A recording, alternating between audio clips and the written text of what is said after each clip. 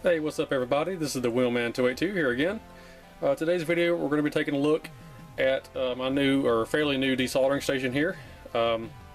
This is the, I don't know how you pronounce this, Aoyue, I guess that's how you say that, the Aoyue INT 474A++ desoldering station. Now obviously this is a Chinese ripoff of some other brand. I don't know what brand it's trying to imitate here. But, you know, I bought this because, you know, it's a tool that I ended up needing as I, you know, get more into modding systems and, you know, just fixing various electronics. Eventually come to the point where you say, man, I need a desoldering station. The solder pults just don't cut it anymore. So, you know, I did my research and it came down to this unit here.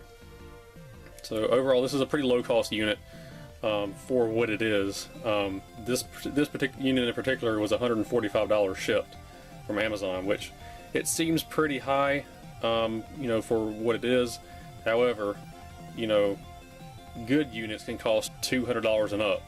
So honestly, $145 is not a bad price for this machine. This is kind of like a best bang for your buck machine here. So overall, I'm going to go through, you know, the features, what's wrong with it, what's good with it. I'm also going to do a teardown, and we can take a look inside and see, you know, how well it's constructed for a Chinese imitation. And I'll give you my thoughts on it. So let's go ahead and get into it. So we're going to take a look at the main unit itself here. The gun bracket here, or whatever you call it, gun holder. This was actually, it's installed separately, so it doesn't come attached to the unit like this. You just screw it in. But overall, it's not really a spring. It's more just a wire holder. It works pretty well for holding the gun in there. No real problems with it, so you know that's plus. The front of the unit here, we have membrane buttons or membrane keys here. These are not the best. I mean, for what it is, you're not going to be changing this a whole lot. So membrane keys are okay in this case. It's not too bad. These are kind of the keys you might find on your microwave oven or something like that. Although these are, these do have a little click to them. I think they might be metal domes under a membrane or something like that. So they do have a little bit of a click. But for what it is, it's not too bad because you won't be changing this a whole lot. Looking here at the bottom, we have I guess the main connector for the gun. So this is going to control. This is going to be your temperature sensor and, you know, voltage going to the heating element and stuff like that. Here we have the vacuum return. So there's a vacuum pump inside. We have a filter that just slips in there, and then you would take your gun and just screw the two connectors on there. This is just unused. I guess they were planning that for maybe a feature or something that's not in this model. I don't know. But yeah, that's just a blank. On the side of the unit, nothing. Here on the back, you know, with this being in America, this is a 110 volt model, so it's, you know, accepts 110 volts in. It has some compliance stickers back here, so I don't know how truthful that is on a imitation machine, but there it is. Got some, you know, basic voltage information here. So it's 110 to 130 volts, 50 to 60 hertz frequency. So you could technically run this in Europe if you had a step-down transformer. The power connector here, this is just a, you know, standard 3-pin PC connector. It's also got a fuse here, so you can actually remove. I can't get it out with my fingernail, but there's actually a fuse there, so you know it is fused. That's a good thing. I always want fused equipment. Here on the bottom, we just have some various other screws. If you ever buy one of these and you actually read the manual, they'll tell you to remove this screw here. This is like a retention screw for the air pump, so you have to remove this in order to operate it. So be aware of that. And it looks like we actually have some sort of quality control pass here. It has a model number and then a pass date, which is August 2015. So there's that. And then overall, that's basically it, guys. That's a pretty simple construction. Pretty simple to use. You just got a temperature button and up and down control. There are also some other features included in the software. I think there's like a lockout or something like that, or I don't know for sure. I have to look at that again. But yeah, there's the main unit. And here we have the actual gun. So like I said earlier, on the front of the case there was the two ports. So we've got the just the voltage and temperature sensor port there, or plug there, and then we have the vacuum return there, so that just screws onto the front. Actually, both of these screw onto the front. This one actually plugs in, and it's got a retention ring here that you would screw on. Construction on this is not too bad. It's double clamped with 2 screws like that, so it's nice and sturdy. I like that. This is actual metal. It's not cheap plastic crap. However, this is cheap plastic crap, so you could potentially break this if you weren't too careful. So yeah, be aware of that. And then you got your 2 lines going down to your gun, so you've got the voltages and then your return hose, and then that goes into your gun here. So ergonomically, it's not really bad at all. There is kind of like a it does kind of point downward. It's kind of weird because when you hold it in your hand like this, it kind of points downward, but it actually helps you, when you're desoldering. You don't have to hold your hand straight up and down. You can kind of hold your hand at an angle and then, do your desoldering there. So here's our trigger. This activates the pump only. When you turn the unit on, it actually heats the tip. So the tip's always on unless you actually turn the unit off, or you turn it off on the front panel at least. Here on the back we have a switch. This is our release switch for the capture tube here. So if we press this, it pops that back, and then we can take this tube out here. So this is just our capture tube. This is where the filter goes inside. Here's the filter. You can see I've used it a little bit. Basically you dampen this and then stick it in there, and that's your filter, or one of your filters anyway. This guy here, this is the spring filter. Basically it's just a spring and with a hole in the end, and it filters out, or it directs your soldering, you solder to the filter. This thing honestly is crap. This is a terrible spring filter. If you buy this unit, go ahead and order a Hakko spring filter, because this is garbage. So as far as I'm aware, the way these are supposed to work, when your solder flows in through here, it's not supposed to catch inside the spring. It's supposed to come out the end, and it's supposed to catch in the filter, which kind of sits there. Well, these spring filters that they include get clogged really easily, and after just one use you'll probably have to replace the spring unless you can somehow clean the solder out of there. It's really difficult. So these are garbage. Go ahead and use it, and then once it clogs up, replace it with a Hakko part. Honestly, don't even waste your time. Just go ahead and order Hakko's filter springs. But anyway, you get 2 of them in the package, so that's not too bad. But yeah, it's crap. The springs are crap. So this part right here, this actually seals into the tube here. This has got an O-ring on it, so that's pretty good. It's going to give you good air, good sealed, a good seal on the tube there. This part here is rubber. This is what holds the filter spring. So this is a rubber part. This is also going to give you a good air seal. It just fits right there. This unit, or the nozzle here, are actually removable. You can change the different tip sizes. So I think they include 3. They include 3 in the package.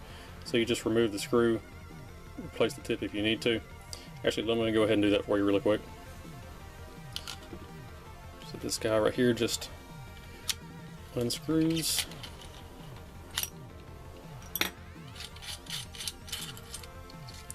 So yeah, we have the sheath here, and then we can actually pull our nozzle out.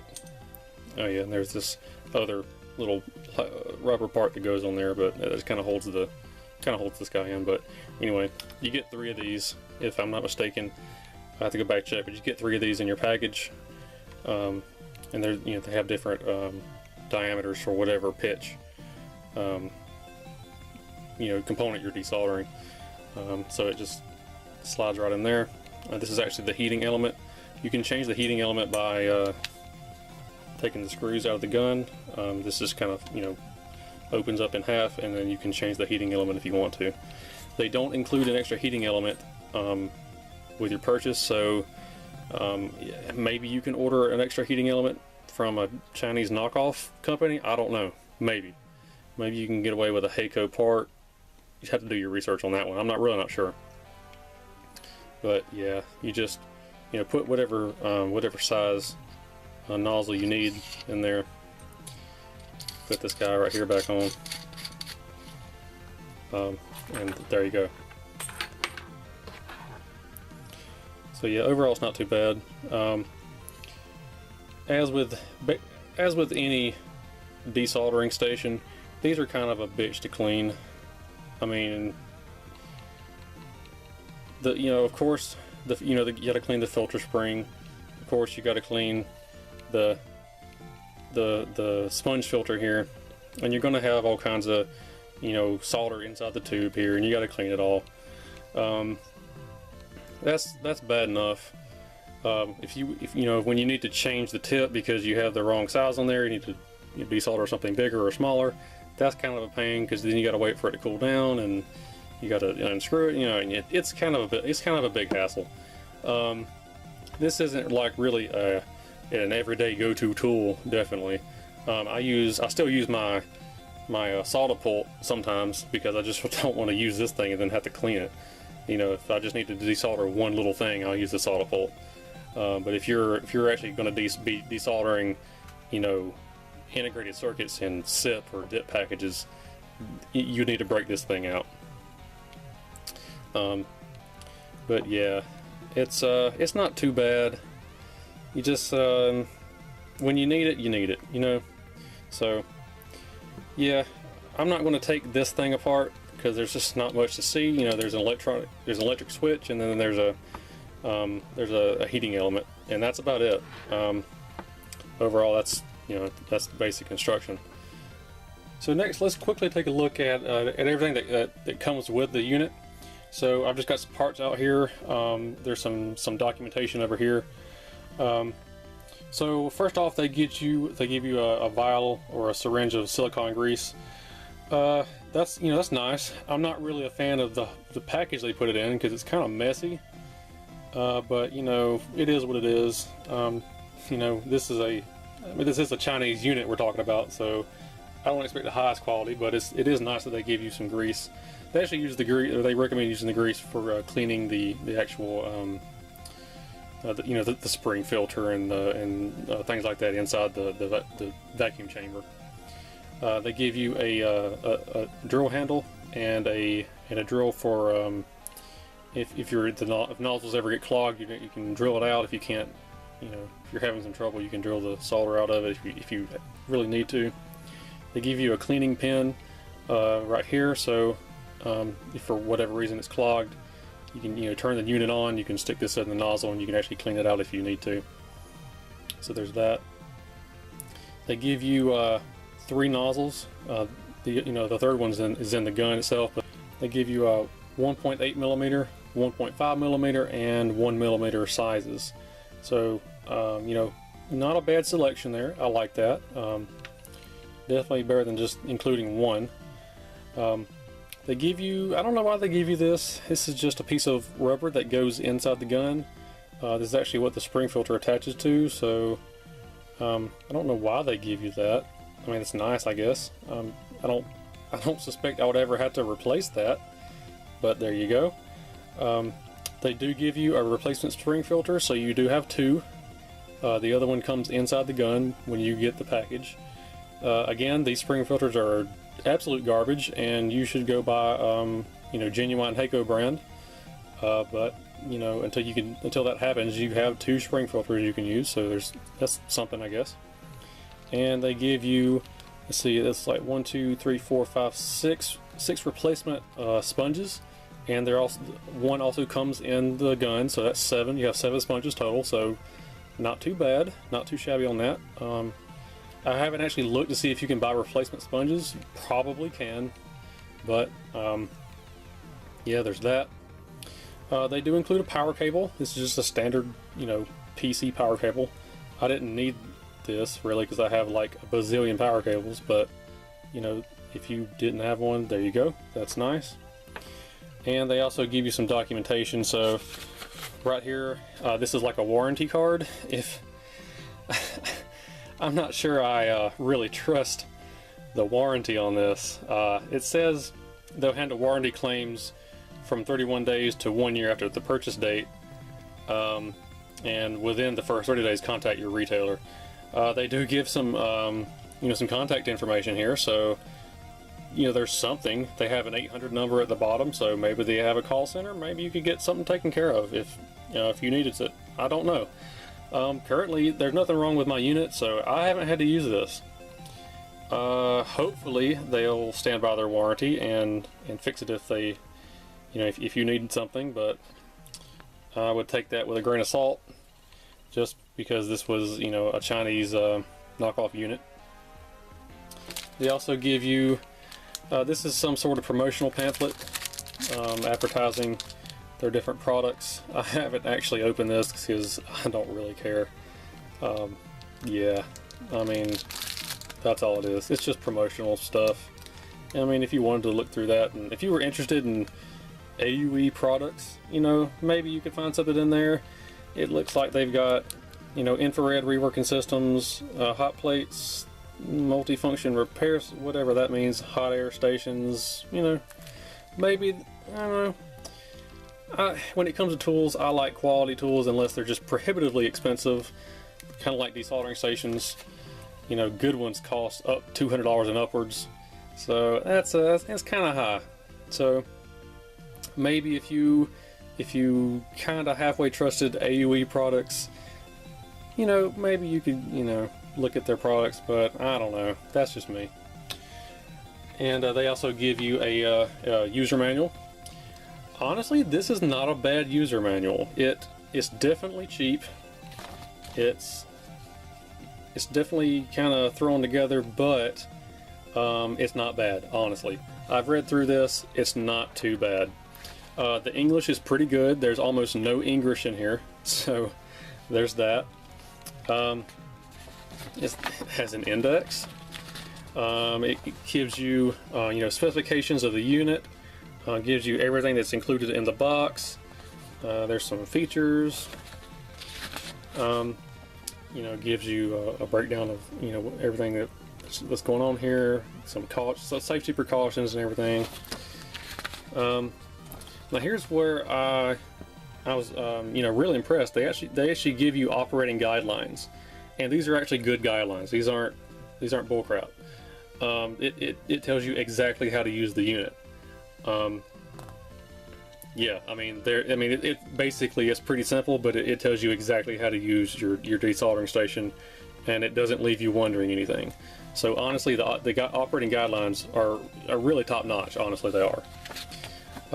It also tells you the instructions on the auto sleep function. It tells you exactly how to set it. It also tells you the same for the digital calibration. It tells you exactly how to set it. There's just a couple of examples for the digital calibration to, I guess, familiarize yourself with it. There's some care and maintenance tips. So we got the, you know, cleaning the filter pads, the spring filter, using the cleaning pen, that kind of thing. It actually gives you, you know, exploded diagrams of the gun, so you actually know how to take it apart, how to clean it, how to repair it if you need to. Not bad, guys. This isn't too bad at all. It tells you how to change the filters and everything, how to disassemble it. It even tells you how to replace the heating element if you ever need to. You have to take the gun apart, but yeah. And it also tells you how to clean the tip if it ever gets clogged. So there's that. Gives you a spare part list. There are some part numbers here, so supposedly you could contact SRA Soldering Products, whoever that is, and supposedly you could order parts for this thing if you needed to. So again, I don't know how much faith I have in that, but there it is. And we have some basic troubleshooting here. It won't power on, it's noisy, that kind of thing. And then it just gives you some basic safety type stuff here. Don't use in the presence of an explosive atmosphere. Don't leave it unattended, that kind of thing. So overall, the manual is not bad, guys. I've seen worse. If you watch my review for the VGA to HDMI scaler for Dreamcast, the manual in that was garbage. This is not too bad, not too shabby at all.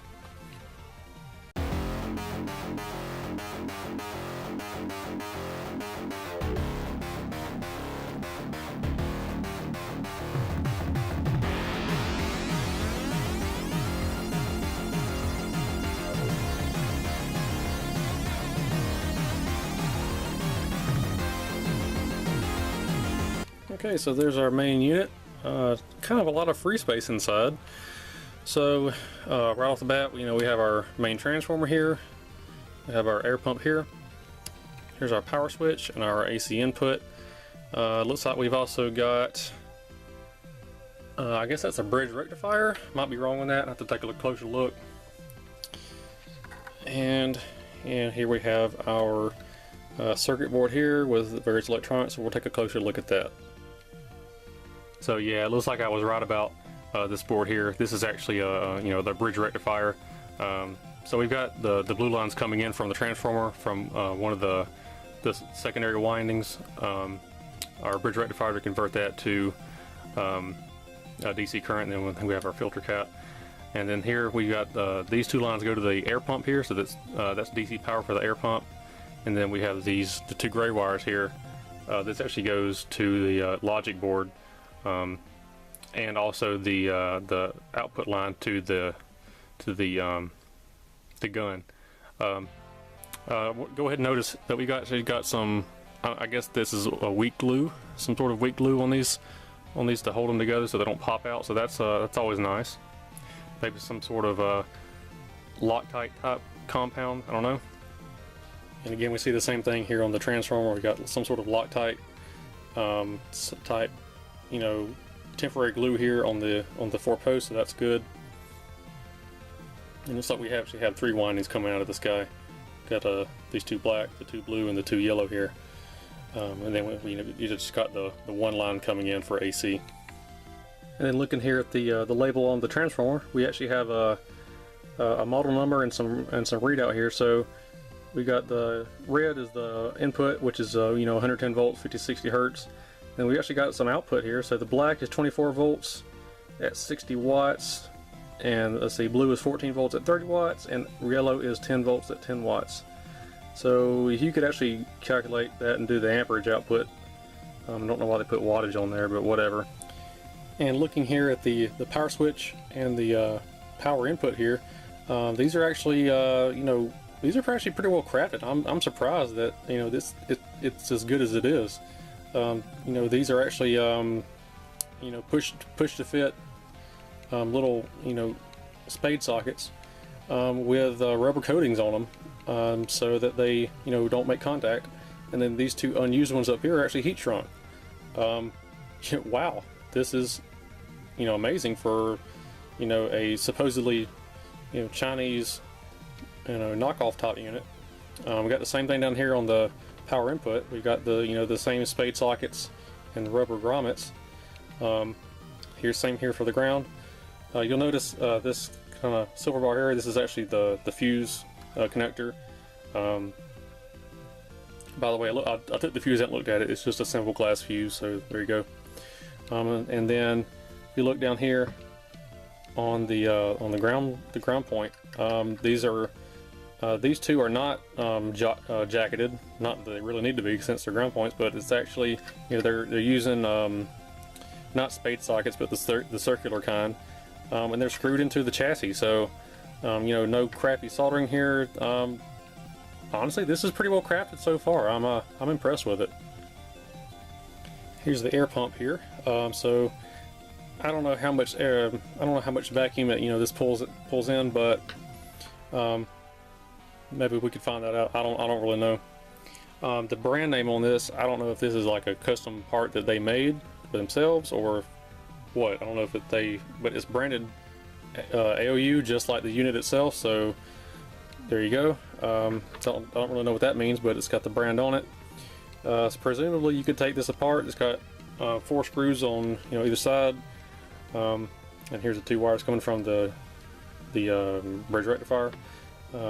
This is also on rubber grommets or rubber stands, so it actually reduces vibration, so it's always good.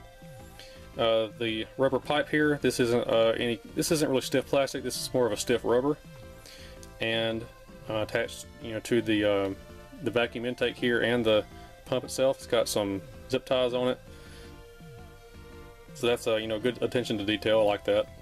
Don't really know what this port here is. I don't know if that's maybe air out. I'm not really sure what that is, to be honest. Another attention to detail here that I noticed is the cable management in here. It's got these little cable clips that clip into the bottom. I like that. That's pretty good. Nice attention to detail there. Let's check it out on the other side. Yep, they got the same thing. Cable management here, and it's all zip tied together. It's all nice and neat. This actually isn't too bad, guys. I mean, for a supposedly knockoff unit, this is pretty well manufactured, I think. So yeah, let's take a look at the label here on the pump if we can. So right there on the label, there's some sort of part number, I think. Not really sure what that is. Probably a part number. Right below that we have the voltage. It says DC 12 volts, and then it's got looks like a date code on it of June 2015, something like that. So yeah, not a lot of information there. It at least lets you know what the voltage is, so that's good. So I went ahead and looked up some of the integrated circuits we have here on the circuit board, and obviously the one sticking out here is the 18 mega. This is an 8L 8PU. This is an 8-bit microcontroller controlling the whole shebang. So there you go. Over here we have. This is really hard to see. It was you can barely read the label on this, but I was able to make it out. So Texas Instruments SN74HC59SN. It's actually that mouthful is a 8-bit shift register. And then right here behind this heatsink here, also on the other side, this is the classic LM 7805. That's 5-volt voltage regulator. And this guy right here, this is actually an MOC 3021. This is actually a 6-pin dip optocoupler. And then moving on over here, we have some sort of, I'm guessing this is a voltage regulator. It says NXP PJ1501, but I can't find a datasheet on that guy, so honestly I'm not sure what that is. I got close, I think, and I read that it might be a DC to DC step-down converter, but I don't know for sure what that guy there is. So yeah, there's that. And as far as integrated circuits on the board goes, that's pretty much it. Not a whole lot to this thing. Now looking here at this other side of the board, we see a lot of unused areas here. I mean, and honestly, a lot of these are the same components you find here on this side. We got the 3021s, got some transistors here, some voltage regulators, and even over here, it looks like we have another empty space for the digital readout, like we have here. This shows the temperature of the tip here. So I'm thinking that this side here, this was actually going to be a more circuitry for another soldering iron. Maybe this unit came with with a, you know, an optional soldering iron attachment, so you would have both, you know, the desolder pump and an iron on the same unit. And that's what I'm thinking was going on, because there's actually on the front of the case there's a cutout for this thing right here, which is, you know, another digital readout. So I'm thinking that yeah, this unit, if it were you know, a different model, this would actually be a you know, a desoldering station along with a soldering iron built in. So that's kind of what it's looking like so far. Okay, so real quickly, let's go over some of the features that we got here. So I've just got the unit turned on now. It says off because the actual iron is off. The unit itself is on, obviously, because it says off. But really quickly, let's just go over some of the features. Now, just be aware that this machine is, it only displays temperatures in centigrade, so there is no Fahrenheit for us people in the United States. I mean, that's not really a deal breaker. That's kind of to be expected, but just, you know, just be aware there is no Fahrenheit setting on this. You can't change it. So, yeah. But anyway, so what off means is the gun here is turned off. So what we can do, we'll just hold the, I guess the booklet calls it the function button, so we'll just hold that. So that's the initial temperature right there that it displays, and then it goes back and it starts measuring the temperature on the gun itself, and it'll heat it up. So the booklet says that it can take between 5 and 6 minutes to get this to heat up, you know, fully. I find it takes a little bit less than that. I guess it depends on how high you have it set. It's definitely not a Hakko product where, you know, like my Hakko iron here that I've got, the 888D, you know, it heats up within, you know, just several seconds, you know, maybe 30-45 seconds, and you're you know, and it's ready to go. You know, with this not being a, you know, a quality product, I don't expect that to happen, you know. So, you know, it's heating up. It's taking about a minute now. It's not too terribly bad. But yeah, so once it gets up to, you know, it's whatever temperature you've got it set at, you can use the two arrow buttons here to increase or decrease that. So if I just do that, it'll you can decrease that, and then it'll show the temperature, and then it'll go back to its current operating temperature, and it'll drop it. There's also a sleep timer on this, so if we turn the gun off, we'd actually hold down the function button and the down button simultaneously, and here's our sleep timer set. So we can change this between 1 and 60 minutes, and you can set a sleep timer on that if you want to. So after, you know, X amount of minutes of not pulling the trigger on the gun, it'll go into sleep mode. I've just got mine turned off right now. So we'll set that back to 0, and there we go. There's the sleep timer. You can also do digital calibration. So if you have your gun turned on to 300 degrees, you measure the tip with a thermometer, and you find that it's off a little bit, you can actually calibrate that to make up for the increase or the loss of temperature that you're experiencing. So you can actually, with the unit off, you can press and hold the up button and the function button simultaneously, and then you can increase or decrease the temperature, in whichever direction, up to plus or minus 50 degrees. So it's 50 degrees Celsius or centigrade. So there you go. It's a pretty handy feature. Now this unit also has some sensing features to it. So I'm just going to scoot this back really quick. The connector here for the gun isn't just a straight turn the gun off and turn the gun on. It actually has some sensing features in here, so the microcontroller can sense when if there's something going wrong with the gun or whatever, if it's not detecting it. It has some limited troubleshooting built in, so I'll just unplug the gun here. It should display an error message.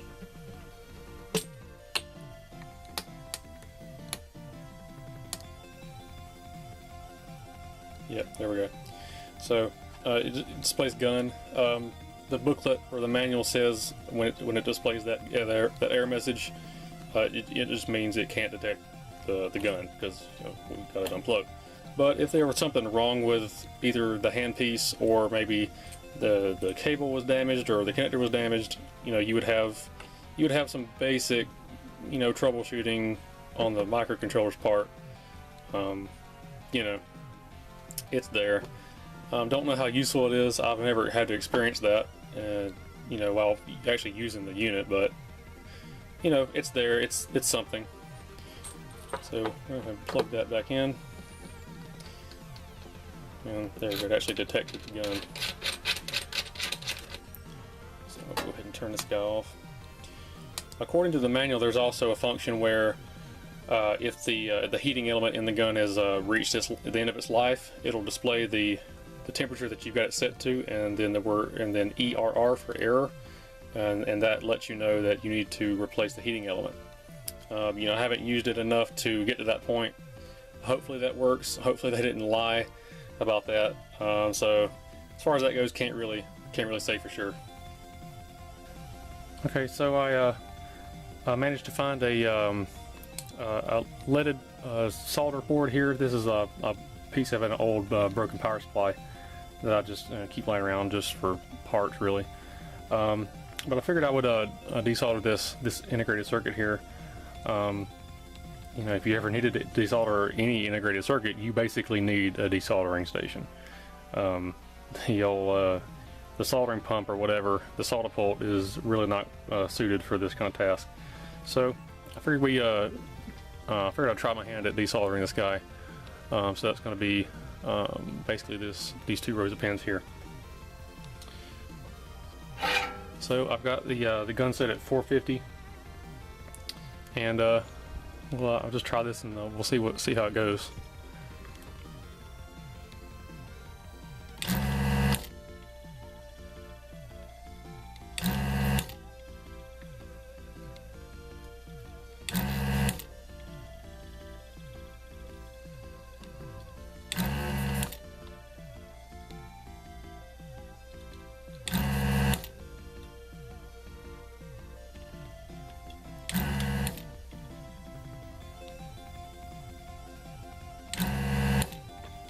So there's that one side.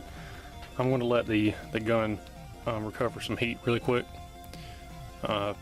just in case. I don't really know the recovery time on this guy. The manual does say that it's monitoring, the temperature of the tip, and it compensates, but I don't know really the recovery time on that. So I guess take that with a grain of salt, considering what this unit is. It's not it's not a Hakko. So yeah, just kind of have to keep that kind of thing in mind. But I'm going to go ahead and desolder this other row here.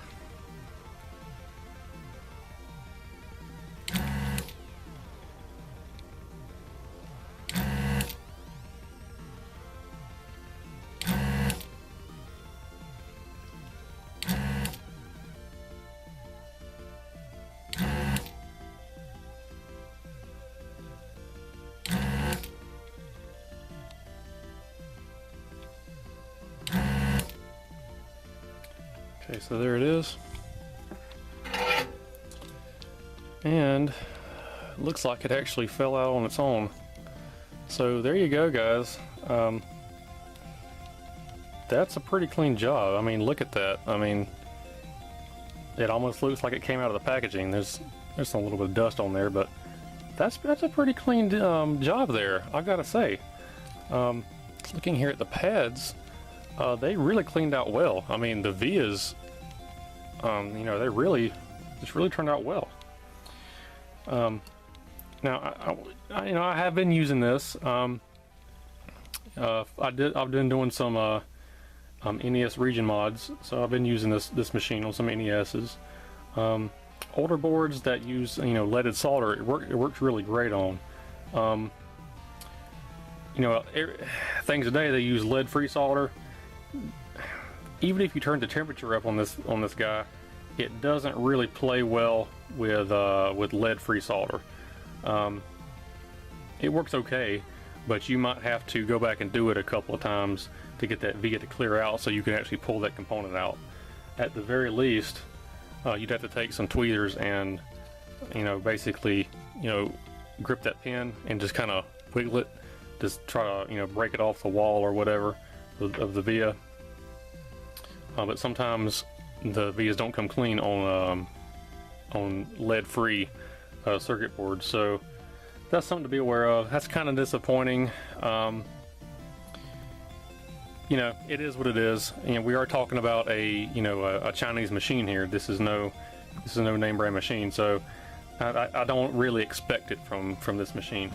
It would be nice, but hey, what are you gonna do? But yeah, I mean, overall, guys, this, I mean, it works pretty well. I can definitely say this is a very, very good step up from, you know, the desoldering pump or the solder pult, whatever you want to call it. Definitely a good step up here.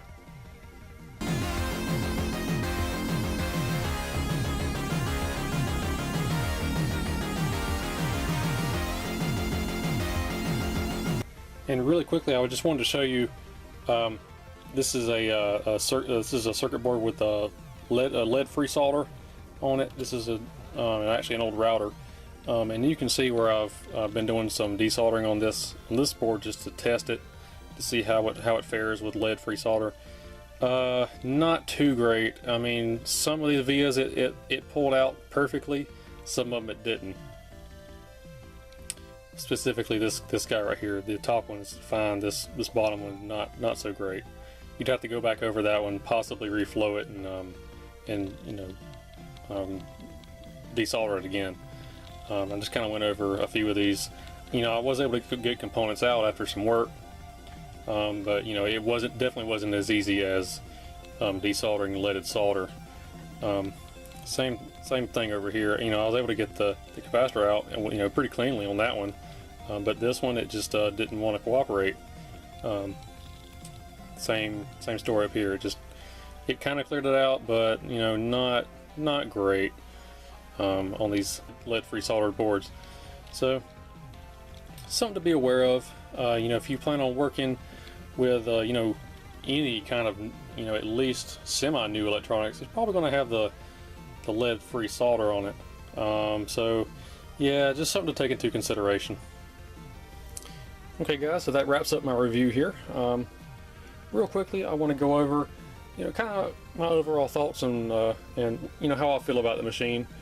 You know, really this is a specialty tool.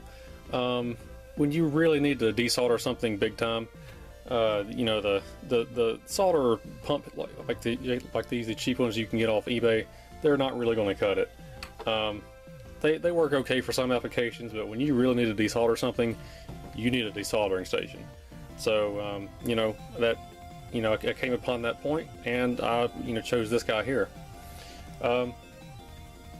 Overall, I don't feel like it's a bad machine at all. I think it's pretty good. It's decent enough for the price I paid. $145 shipped on Amazon is not too bad, considering higher end units of, you know, whatever brand name, you know, Hakko, Weller, you know, all the top brand names.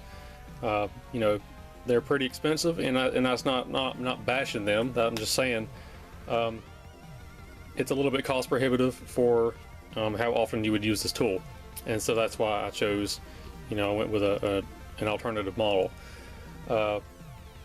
Overall, it's not a bad unit. You know, it's got its flaws. That's to be expected for, you know, a cheapo, you know, machine like this, and you can't really expect it to be, you know, to perform as well as a Weller machine or a Hakko machine, because that's not what it is. It's a Aoyue or whatever, however crap you say that. You know, you can't ultimately compare it to a higher end model, because this is not what it is. It's a cheapo desoldering station that actually works decently. It's not bad at all, in my opinion. I'll tell you some things I do like about the machine. You know, it comes with 3 different size tips for, you know, whatever pitch pin you're trying to desolder, so that's always a plus. Comes with the tools to clean it, comes with extra pads. It's very simple to operate, it's only 3 buttons. The timer function might come in handy. I don't really plan on using that. The calibration function, that's pretty good. I'm kind of glad that's included. I do wish it functioned in Fahrenheit. I can understand that it doesn't, but it's, overall that's not a deal breaker. And of course I do have some things I don't really like about it. First off, the filter springs that it comes with are just terrible. I mean, go ahead and use them once and throw them away because they're going to get clogged, and just go ahead and pick up some name brand Hakko filter springs for it, because ultimately you're going to need them. Another thing I don't really care for is the the warm-up time on this. My soldering station over here, my Hakko 888D, you turn it on and 30 seconds later it's ready to go. This machine, it takes a minute or two. Not slow to warm up. I don't really consider that a deal breaker. It's kind of an annoyance, but it's there. For a cheapo machine, you kind of expect that. Another annoyance I have with it is the gun here. Just maintaining it. It's a kind of a pain in the butt. That kind of goes with any desoldering station, but I've seen reviews on Hakko, the handheld desoldering machines. They're actually not too bad to clean. I mean, most of the solder gets captured inside the tube that it has, and you just empty it. And there's not a whole lot of maintenance. This one, yeah, there's some maintenance involved. Cleaning it's kind of a pain in the butt. Changing the tip is kind of a pain in the butt because you have to wait for it to cool down first, obviously. So if you were using this a lot, I would say, I don't know if I would go with this one if you're going to use it a lot, like in a professional environment. If you were going to use it in a professional environment, I would probably go with a higher quality or maybe another name brand. But I don't use this every day. Sometimes you just need it, and that's why I bought it. So for what it is and for how often I use it, it's not bad in my opinion. Yeah, it's kind of annoying to clean it and kind of annoying to change the tip if I need to, but overall it's not too bad of a setup. Honestly, I feel like I got my money's worth out of it. Again, 145 shit for a machine, for a desoldering station is not a bad price, especially for a decent one like this one. Doesn't have all the bells and whistles, but for the price I paid for it, definitely feel like it's a fair price. So that's it, guys. I'm done rambling. If you're been looking for a desoldering station, but you're just kind of thrown off by the high prices that you can pay for good name brands, consider going with a Chinese brand. This one isn't too bad at all. I really enjoy it. It's a great machine. So that's it, guys. Thanks for watching my video. Appreciate it. Take care.